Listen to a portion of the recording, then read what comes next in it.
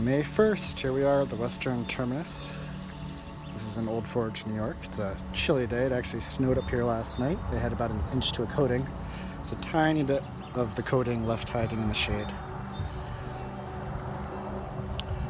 So here's the entrance. I've got the canoe all loaded up and getting ready to push off and start the journey.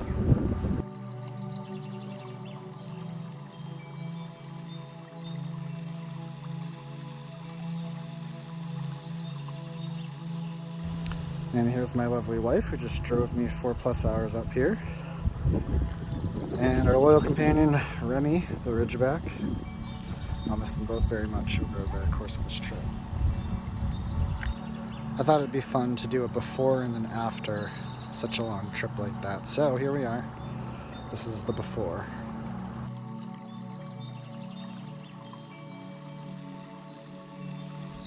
Alright, here we are, just getting started. This is Lake 1 in the Fulton chain of lakes. There are a total of 8 of them. They vary in size, but one connects to 2, 3, 4, 5, 6, 7. And then there's a decent sized portage to 8. And there's a small portage between 6 and 7 on the road too. But it's beautiful, not too windy. The little bit of a breeze I have is at my back. Beautiful out here. Last time I was out here was in July last year, and it was 4th of July weekend, and this place was packed with pontoon boats and people partying and all sorts of stuff. So this is wonderfully refreshing. Good start. Alright, just exited Lake 1 into Lake 2. It's even less populated. Nice tailwind at the back. So I'm in third lake now, and it's hard to find, but this is actually the exit. It just looks like it's a little bay, but it actually goes into a very skinny sort of canal that snakes its way through into Fourth Lake.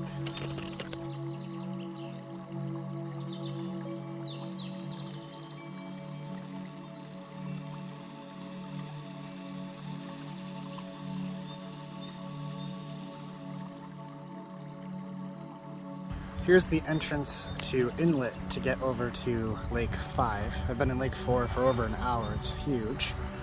I'll kind of pan over that way. It's a little windy, but not bad. A little choppy. So that's coming from that's where I just came from, this all Lake 4. And it's really hard to find this spot, but eventually you get over here and there's this tiny little channel, which is the entrance into Lake 5, the exit from Lake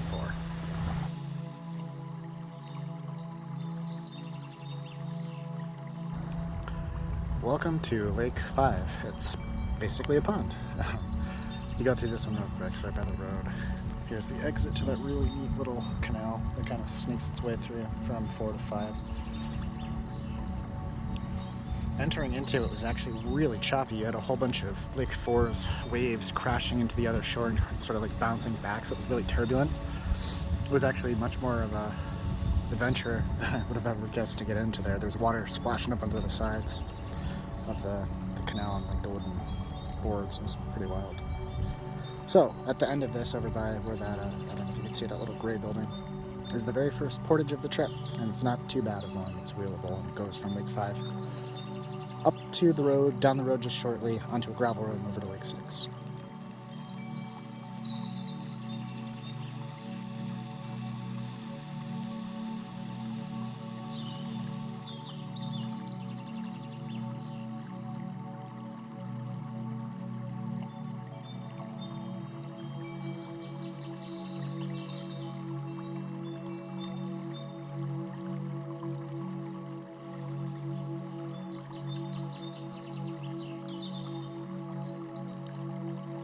This feels like an exit from the really populated lakes 1 through 6 that have houses all over them everywhere. Entering into Lake 7 right on the other side of that bridge. And then there's a Lake 8 too. Neither of those have any significant amount of buildings on them. They're mostly wooded, and for the most part, I think it's state land. So today, the first half of the trip, today at least, is really kind of in the populated stuff, and I'm starting to get out of it. So I made it to the lean-to I was planning on getting to. I got here at 6:30. This is 7th Lake, so I'm on the west shore of it. So I thought I'd talk about what I do when I get to camp. So the first thing I do is unload the canoe, and then I carry everything up to a convenient spot. And then I like to get the canoe on its side to get any of the water and the dirt out. I have that yellow line there, mainly to let it dry because it was wet. But also it's a black boat at night, it's hard to see, so that will hopefully prevent myself or anybody else from walking into it. It's always a good idea to stand the paddles up rather than putting them under the canoe. That's how they get broken. As you go to flip over the canoe or something, you accidentally step on one. You don't want that. Then I get my big dry bag full of stuff, and I start going through it, and I take everything out that I think I'll need for the night and put it like in that little neat pile. And then I put everything that's in it that I don't expect to need for tonight. And then the next step is I gather my water and get my gravity filter going. That's fast, but it does take time, so I might as well be doing something else while I'm waiting for that. And then the last thing is getting my food over to my kitchen area, and then setting up my tent or my shelter, or getting my pad blown up, whatever the circumstances call for. It seems extremely likely I'll have this place to myself, and this shelter is enormous. I will probably just set up the body of my tent inside there for a little bit of extra wind protection. So it's a little chilly, so it's supposed to be in the 30s tonight.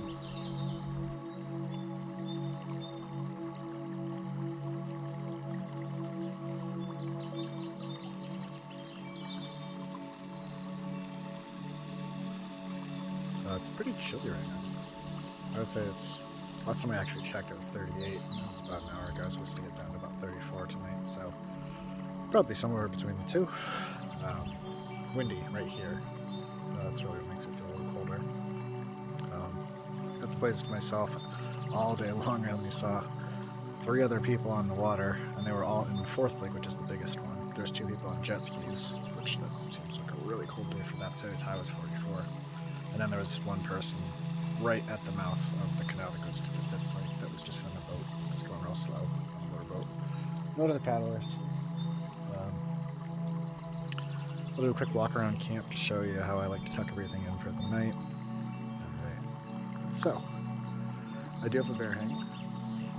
I like to put that up every time just to keep bears from getting people's food. Once you accidentally feed a bear, it's going to keep going after people's food, and it's probably going to end up getting killed by the rangers because they become less and less afraid of people. So, very good habit to practice. Paddles, fishing pole leading up so I don't step on them. Boat down with that yellow line on it. On the end I do have my gravity filter system with some water in it. My enormous orange dry bag right now has everything just loosely tossed in it that I don't need for tonight, just so it stays all nice and organized in there and I don't lose anything. So it's very dark in here, but I do have my tent set up inside here for wind block. There's no bugs at all, it's way too cold for that. And that's the only reason, is to block the wind, so I do have the fly. I'll probably try to get crafty and actually guy the vestibules out for getting that wind block a little bit better. Okay, so first unexpected portage of the day. This is still 7th Lake, and there's this big sandbar. That on the map shown as an island. And where I started today is just over at that close point right in the center there. So I've been in the boat for about maybe 5 minutes. This is the far side of the Portage carry from 7th to 8th Lake. So this is 8th Lake out there. Beautifully remote. As far as I know, I don't think there's a single building on it. So really starting to feel a little bit more woodsy, which is great. I wanted to just show on the map to kind of give a visual of where I started and where I'm hoping to go to today. The trip started down here. So yesterday I was paddling all through these. 4th is the biggest by far. Into a tiny little channel up into here, and then I stayed at this spot. So that's where I started this morning. I had to do a baby portage over a sandbar right here. And then this is the carry I just did. So this is where we are right now at this body of water. So I have a short paddle through this to this other end, and then I have a real-sized portage from here to here, where there's a dock that you can go down a very thin channel that brings you out into Racket Lake. And then my trip will go up Racket Lake to the north, and then on the other side of the map, which might as well flip, right? It'll be really hard to see, unfortunately, but it comes in here, so out the northeast end, to a short portage on a gravel road over to Forked Lake. Then there's another campground to portage through. And then I have to scout it. Last summer, all of this through here there was almost no water. It wasn't paddleable, so I did a long portage on the road. So I'll walk down and I'll see if it looks any better this year, otherwise I'll do the same thing. But my goal is to get to this spot right here. So that's the very, very southern tip of Long Lake. That's the goal for tonight. Okay, let's call this teachable moment number 1 of probably many. I was just shooting a map video, not paying attention, and the boat that I had put down right here on the shore is not there anymore. It's there. So I have to go out in this very recently still ice water.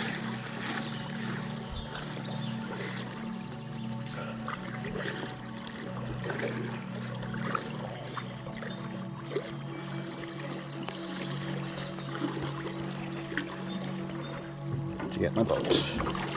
That was dumb, it's freezing.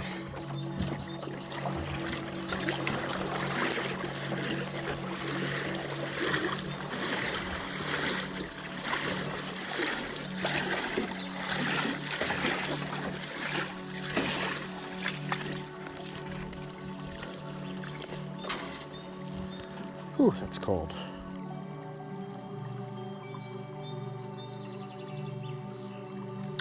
All right, here we are. This is the end of the portage to the Browns track. It has this really beautiful little boardwalk that brings you out into the marshy area. That goes out to a dock that's in this really windy, narrow river that just kind of snakes its way through this marshy area. It's a really beautiful spot. Starting to shower. There wasn't any mention of a possibility, but that's the way that the weather works, right? So I'll probably get my boat down there and actually get out some rain gear and just stay as dry as I can.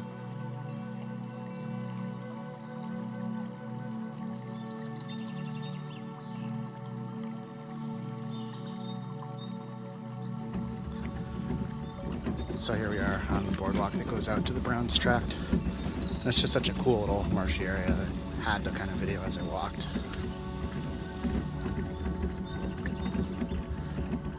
Birds aren't happy.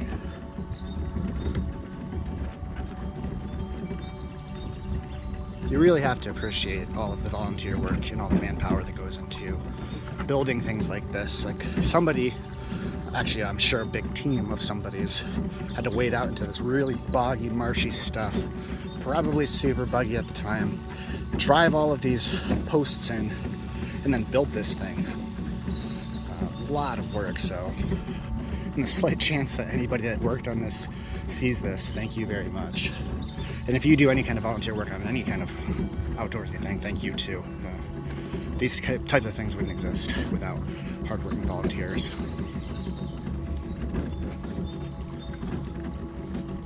Beer lodge over there.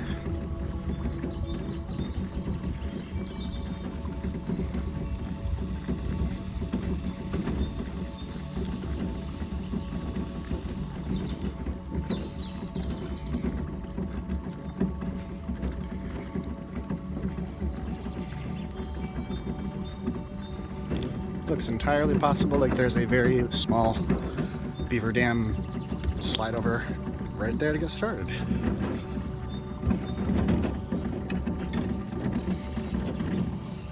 All right, here we are. Time to get the boat back in the water.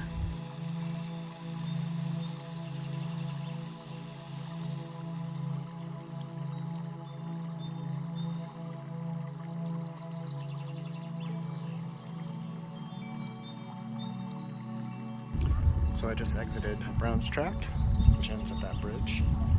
This is Racket Lake Village. This is the biggest lake of the day by far. There's a couple loons hanging out right by the entrance. This lake has a reputation for being really windy so far. It doesn't look bad at all, so let's hope that holds up as I get past this corner. But the wind seems to be mostly out of the west, so if I like the western shore, I should be doing quite alright. Let's see if we can get close to these guys.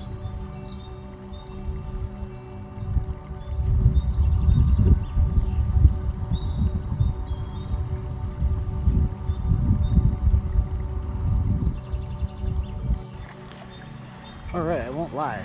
The lake was much windier than I was expecting. It was actually a little bit nerve-wracking.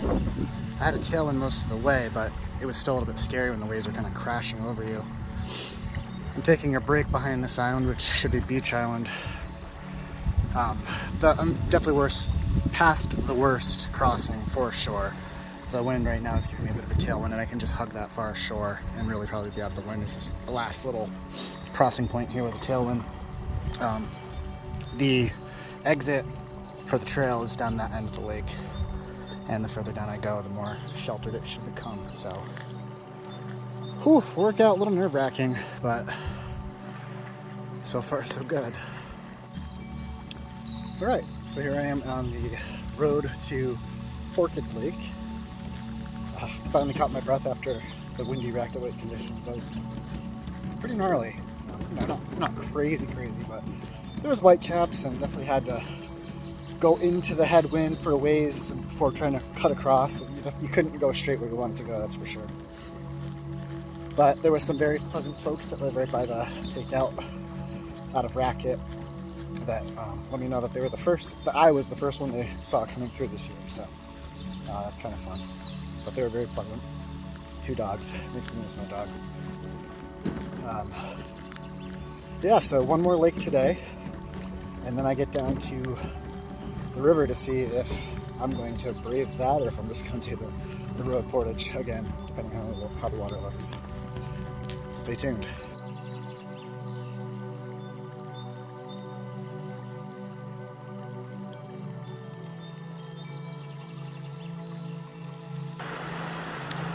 Well, I'm down at the lean-to, and based on the noise and all of the moving water, I'd say there's plenty.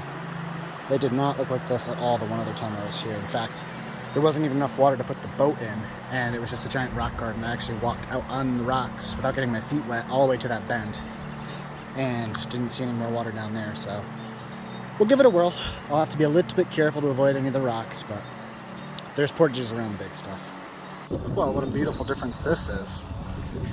So there's plenty of water. Sure beats a 3-mile road walk.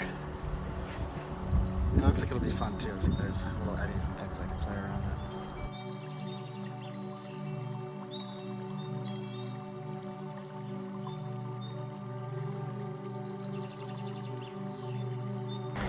in. So it looks like maybe the flat earthers were right. That looks like the edge of the world there. So that's Buttermilk Falls, and here's the takeout. So I certainly don't want to go over that.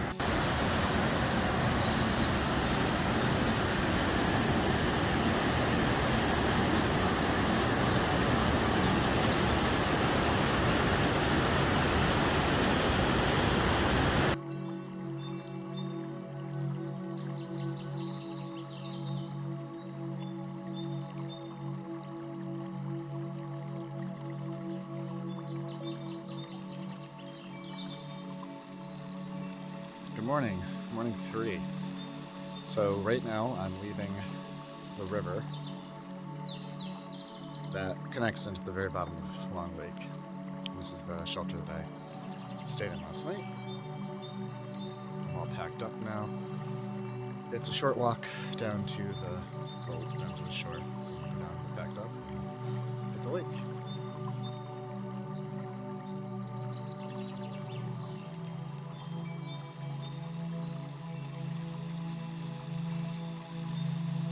So, I just wanted to show you the southern tip of Long Lake and how beautiful and calm it is, which is the opposite of how Racket Lake was. So this is just kind of a good reminder of how you never know what you're going to get until you're there, and you can usually get a forecast and wait it out a day or two if you have to. It's really that bad, but I just wanted to pan around on a glassy lake with a lot of beautiful reflections and a quiet one.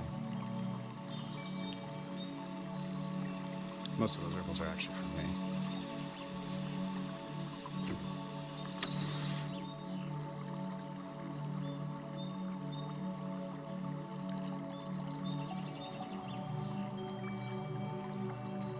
That's the far end of Long Lake. You certainly can't see the end, but it goes that way.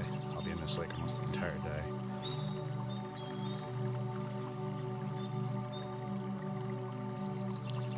And that goes down to the very tip down to the campsite that I was at.